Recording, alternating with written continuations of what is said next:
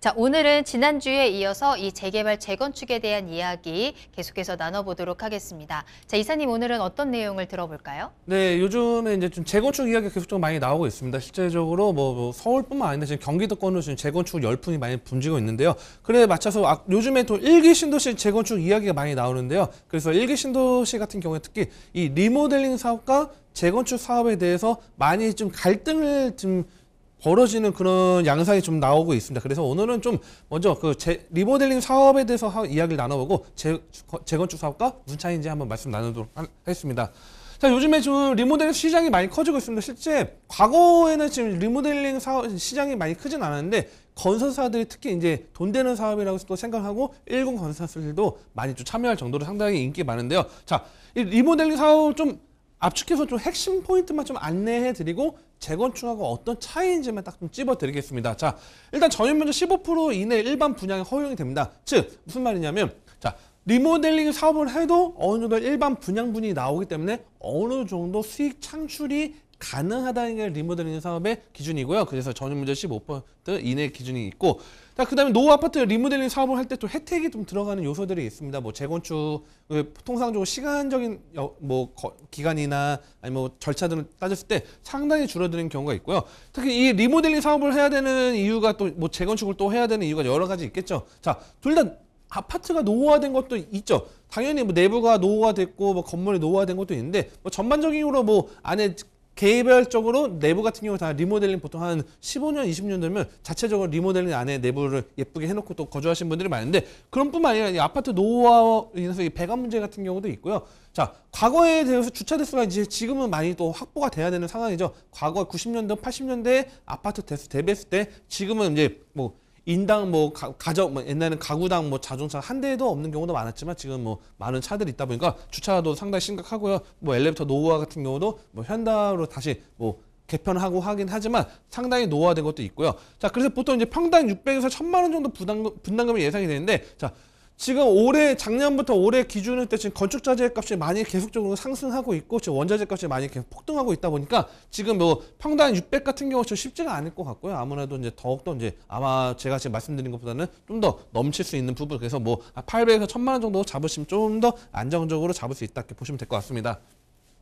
자, 뭐 절차는 제가 이거는 이론적인 부분이니까요. 뭐 필요하신 분은 사진 바로 딱 찍으시면 될 것 같고요. 자, 그래서 추진인 준비하고 뭐 조합 설립 인가가 완료가 되고 뭐 시공 선정, 안전 진단 하는데 특히 안전 진단 같은 경우는 우리가 보통 재건축 같은 경우는 이 두 단계를 하죠. 그래서 1차 정밀 안전 진단, 2차 정밀 안전 진단 하는데 자, 뭐 리모델링 같은 안전 진단 가볍게 뭐 한다 보고 수평 같은 또 예외입니다. 그다음에 심의 준비를 하고 심의 완료가 들어갑니다. 자, 그다음에 허가 준비하고 뭐 신청하고 이주하고 뭐 입주를 하는데 자, 뭐 절차 같은 경우가 중요한 게 기간이 자, 진행을 하면 공사 기간이 2년 6개월에서 3년으로 상당히 단축이 됩니다. 그래서 아마 일기 신도시 앞으로 많은 단지들이 리모델링 추진위 쪽과 그다음 재건축을 추진하는 쪽하고 좀 많은 좀 분쟁이 마찰이 또 있을 수도 있다 볼 것 같습니다. 리모델링 추진하는 쪽은 시간이 단축이 되고 재건축 같은 경우 언제 또 기다릴 수 있냐 그렇게 하시는 분들이 있을 거고 또 재건축을 또 추진 쪽을 하시는 그쪽 찬성파 쪽에서는 리모델링보다 오히려 수익성도 좋고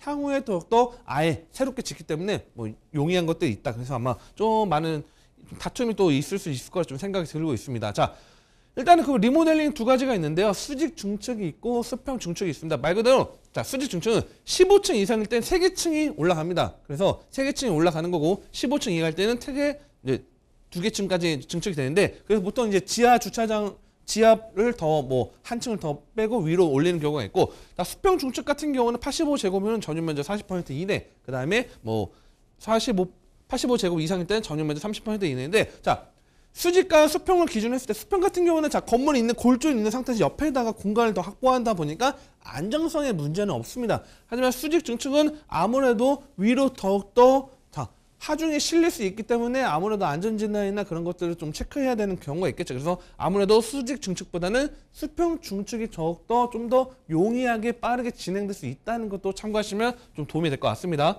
자, 그 다음에 또 이 아파트 리모델링 이 시장에서 가장 문제가 뭐냐면 내력벽입니다. 뭐 내력벽 철거가 지금도 계속적으로 좀 논의가 되고 있고 뭐 어느 정도 용이를 해야 된다. 아니다. 이거는 아무래도 지켜줘야 된다. 이야기를 많이 하는데 이 내력벽 같은 경우가 자, 요즘에 짓는 아파트 구조와 90년대 아파트 구조, 80년대 아파트 구조를 가보면요 다 다릅니다. 자, 요즘에는 뭐 아파트 당연히 뭐 중문이 있고 자, 뭐 들어와서 일반적으로 뭐 분리가 되는데 예전 아파트는 딱 문 열면 바로 거실이 펼쳐진 구조가 많습니다. 자, 이런 것들을 좀 개선을 하고 싶지만 내력벽은 반드시 지금 현재 시점에서는 좀 지켜야 되기 때문에 이게 또 리모델링 사업의 단점으로 좀 적용된다는 거 좀 체크하시면 좀 도움이 될 것 같고요.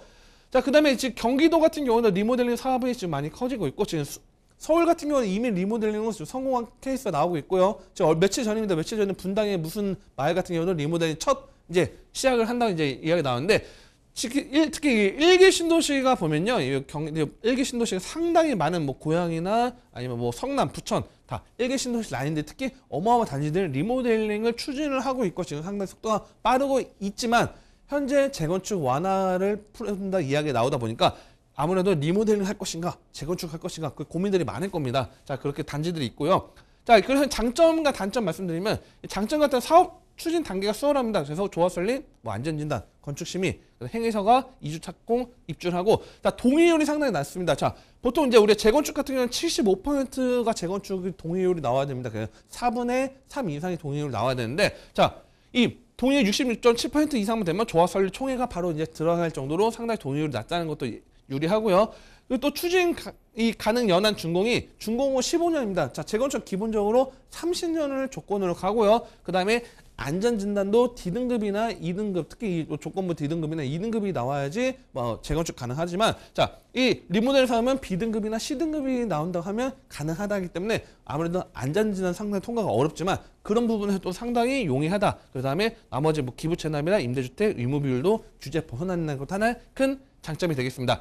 자, 단점으로 따지면 뭐 내력벽 철거가 불가하고요. 당연히 구조가 안 되겠죠. 근데 수직 중축 같은 경우는 상당히 더 평가가 좀 강화가 됐기 때문에 상당히 좀 기준치 좀 따지는 그런 요소들이 있고요. 그다음 일반 분양 물량이 매우 적기 때문에 아무래도 우리가 사업은 사업비가 많이 들어가겠죠. 그래서 이 조합에서 추진해야 되는 이 사업비가 상당히 발생될 수 있다는 거 이렇게 보시면 될 것 같습니다. 자, 그래서 뭐 앞에 내용들은 그냥 이런 내용도 있었다 이렇게 생각하시면 될 것 같고요. 이것만 좀 아시면 될 것 같습니다. 자, 리모델링 같은 경우는 준공 후 15년 이후에 가능하기 때문에 상당히 좀 더 빠르게 진행할 수 있는 게 장점이 되겠고요. 자, 대신 재건축은 30년 이상 걸리고, 자, 용적률 같은 경우는 이제 제한은 없습니다. 근데 재건축은 법정 상한 용적률 이내 최대 300%이기 때문에, 자, 그래서 일기 신도시 뭐 요즘에 재건축 완화한다 하지만 또 반대로 일기 신도시가 아닌 지역에서 형평성이 어긋나지 않냐 하기 때문에 제가 볼 때 일기 신도시 재건축 사업이 뭐 어느 정도 바로바로 풀어준다, 뭐 규제 완화를 한다 해도 상당히 또 시간이 소요가 되기 때문에 아마 이런 것들 뭐 재건축이 뭐 당장 한다 해도 7년 이상, 뭐 8년 이상 바라볼 수 있는 부분이기 때문에 일기 신도시 같은 경우는 아무래도 시간 소요가 좀 많이 걸릴 수 있다는 것도 하나 좀 단점이 될 수도 있고요. 그에 반면에 리모델링 사업을 진행한다면 지금 현재 스타트를 끄는 그런 신도시들의 그 리모델링 사업과 뭐 송파 뭐 성지 아파트나 뭐 강남 일부 자, 다양한 리모델링 사업이 이미 결과물이 나왔기 때문에 어느 정도 좀 메리트 있다 보시면 될 것 같고요.